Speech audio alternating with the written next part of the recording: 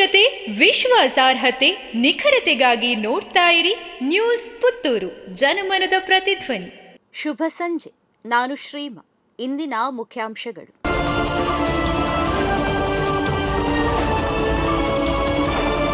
ಅಹಮದಾಬಾದ್ನ ವಿಮಾನ ದುರಂತದಲ್ಲಿ ಮಡಿದವರ ಸಂಖ್ಯೆ 274ಕ್ಕೆ ಏರಿಕೆ, ತನಿಖೆಗೆ ಉನ್ನತ ಮಟ್ಟದ ಸಮಿತಿಯ ರಚನೆ. ಅಹಮದಾಬಾದ್ನಲ್ಲಿ ಗುರುವಾರ ಮಧ್ಯಾಹ್ನ ಸಂಭವಿಸಿದ ಭೀಕರ ವಿಮಾನ ದುರಂತದಲ್ಲಿ ಸಾವಿಗೀಡಾದವರ ಸಂಖ್ಯೆ 274ಕ್ಕೇರಿದೆ. ವಿಮಾನದಲ್ಲಿದ್ದ 230 ಪ್ರಯಾಣಿಕರು, 10 ಗಗನಸಖ್ಯರು ಮತ್ತು 2 ಪೈಲಟ್ಗಳ ಪೈಕಿ ಬದುಕುಳಿದಿರುವುದು ಒಬ್ಬ ಪ್ರಯಾಣಿಕ ಮಾತ್ರ. ವಿಮಾನ ಅಹಮದಾಬಾದ್ನ ಮೇಘನಿ ನಗರದಲ್ಲಿರುವ ಬಿಜೆ ಮೆಡಿಕಲ್ ಕಾಲೇಜಿನ ಹಾಸ್ಟೆಲ್ಗೆ ಅಪ್ಪಳಿಸಿದ ಪರಿಣಾಮ ಇನ್ನಷ್ಟು ಸಾವುಗಳು ಸಂಭವಿಸಿವೆ. ಈ ಸಾವು ನೋವುಗಳಲ್ಲಿ ವಿಮಾನದಲ್ಲಿದ್ದ ಪ್ರಯಾಣಿಕರು, ಪೈಲಟ್ ಹಾಗೂ ಸಿಬ್ಬಂದಿ, ವಿಮಾನ ಅಪಘಾತಕ್ಕೀಡಾದ ಸ್ಥಳದಲ್ಲಿದ್ದ ಜನರು ಸೇರಿದ್ದಾರೆ. ಮೇಘನಿ ನಗರದಲ್ಲಿ ಮೆಡಿಕಲ್ ಕಾಲೇಜಿನ ಕ್ವಾರ್ಟರ್ಸ್ಗಳಲ್ಲಿ ವಾಸವಾಗಿದ್ದ ವೈದ್ಯರು ಮತ್ತು ಅವರ ಬಂಧುಗಳು ಸೇರಿ 10 ಮಂದಿ ಸಾವಿಗೀಡಾಗಿದ್ದಾರೆ. ಹಾಸ್ಟೆಲ್ನಲ್ಲಿದ್ದ 24 ಮೆಡಿಕಲ್ ವಿದ್ಯಾರ್ಥಿಗಳಿಗೆ ಗಾಯಗಳಾಗಿದ್ದು, ಈ ಪೈಕಿ ಕೆಲವರು ಚಿಂತಾಜನಕ ಸ್ಥಿತಿಯಲ್ಲಿದ್ದಾರೆ ಎಂದು ವರದಿಗಳು ತಿಳಿಸಿವೆ. ದುರಂತಕ್ಕೆ ಕಾರಣವೇನು ಎಂಬ ಬಗ್ಗೆ ತನಿಖೆ ನಡೆಯುತ್ತಿದೆ. ವಿಮಾನದಲ್ಲಿದ್ದ 2 ಬ್ಲಾಕ್ ಬಾಕ್ಸ್ಗಳ ಪೈಕಿ ಒಂದು ಪತ್ತೆಯಾಗಿದ್ದು, ಅದನ್ನು ಅಧಿಕಾರಿಗಳ ತಂಡ ಕೊಂಡೊಯ್ದಿದೆ. ಮತ್ತೊಂದು ಬ್ಲಾಕ್ ಬಾಕ್ಸ್ಗಾಗಿ ಹುಡುಕಾಟ ನಡೆದಿದೆ. 100ಕ್ಕೂ ಅಧಿಕ ಕಾರ್ಮಿಕರು ಮತ್ತು 40ಕ್ಕೂ ಅಧಿಕ ಇಂಜಿನಿಯರ್ಗಳು ವಿಮಾನದ ಅವಶೇಷ ತೆರವುಗೊಳಿಸುವ ಕಾರ್ಯದಲ್ಲಿ ನಿರತರಾಗಿದ್ದಾರೆ. ಹಲವು ಉನ್ನತ ಅಧಿಕಾರಿಗಳು ಇನ್ನೂ ಸ್ಥಳದಲ್ಲಿದ್ದಾರೆ. ವಿಮಾನ ಅವಘಡದ ತನಿಖೆಗೆ ಸರ್ಕಾರ ಉನ್ನತ ಮಟ್ಟದ ಸಮಿತಿಯನ್ನ ರಚಿಸಿದ್ದು, ಈ ಸಮಿತಿ ಇಂದು ದುರಂತ ಸಂಭವಿಸಿದ ಸ್ಥಳಕ್ಕೆ ತೆರಳಿ ಪರಿಶೀಲನೆಯನ್ನ ನಡೆಸಲಿದೆ. ವೀರಮಂಗಲ ಪಿಎಂಶ್ರೀ ಶಾಲೆಯಲ್ಲಿ ಬಾಲಕಾರ್ಮಿಕ ವಿರೋಧಿ ದಿನಾಚರಣೆ. ವೀರಮಂಗಲ ಪಿಎಂಶ್ರೀ ಶಾಲೆಯಲ್ಲಿ ಬಾಲಕಾರ್ಮಿಕ ವಿರೋಧಿ ದಿನ ಆಚರಿಸಲಾಯಿತು. ವಿಶ್ವ ಬಾಲಕಾರ್ಮಿಕ ವಿರೋಧಿ ದಿನವನ್ನು ಪಿಎಂಶ್ರೀ ಆಚರಿಸಿ ಜಾಗೃತಿ ಮೂಡಿಸಲಾಯಿತು. ಇಲಾಖೆ ಒದಗಿಸಿದ ಪ್ರಮಾಣ ವಚನ ಬೋಧಿಸಲಾಯಿತು. ಶಾಲಾ ಮುಖ್ಯ ಶಿಕ್ಷಕ ತಾರನಾಥ ಸಬನೂರು, ಶಿಕ್ಷಕರಾದ ಹರಿಣಾಕ್ಷಿ, ಶೋಭಾ, ಶ್ರೀಲತಾ, ಕವಿತಾ, ಹೇಮಾವತಿ, ಶಿಲ್ಪಾರಾಣಿ, ಸೌಮ್ಯ ಮತ್ತು ಯೋಗ ಶಿಕ್ಷಕ ಹಿಮ್ಮತ್ ಉಪಸ್ಥಿತರಿದ್ದರು. ಹಸುವಿನ ಕೆಚ್ಚಲು ಕೊಯ್ದು ವಿಕೃತಿ ಮೆರೆದ ದುರುಳರು. ಮಧ್ಯರಾತ್ರಿ ಹಟ್ಟಿಯಲ್ಲಿದ್ದ ಹಸುವಿಗೆ ಹಿಂಸೆ. ಬೆಂಗಳೂರು ಬಳಿಕ ಇದೀಗ ಬಾಗಲಕೋಟೆ ಜಿಲ್ಲೆಯಲ್ಲೂ ಹಸುವಿನ ಕೆಚ್ಚಲು ಕೊಯ್ದು ವಿಕೃತಿ ಮೆರೆದ ಘಟನೆ ಸಂಭವಿಸಿದೆ.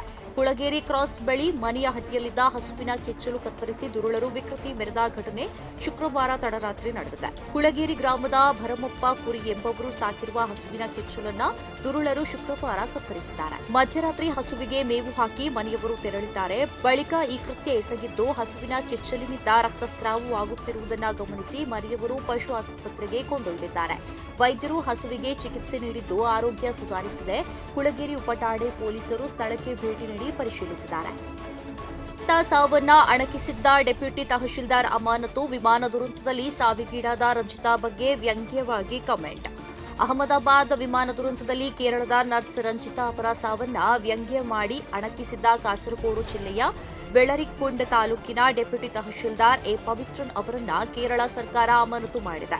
ಕೇರಳ ಸರ್ಕಾರಕ್ಕೆ ರಜೆ ಹಾಕಿ ಹೋಗಿದ್ದಕ್ಕೆ ರಂಜಿತಾಗೆ ಸಾವು ಎಂದು ಸೋಷಿಯಲ್ ಮೀಡಿಯಾದಲ್ಲಿ ಪವಿತ್ರನ್ ವ್ಯಂಗ್ಯವಾಗಿ ಕಮೆಂಟ್ ಅನ್ನು ಹಾಕಿದ್ದರು.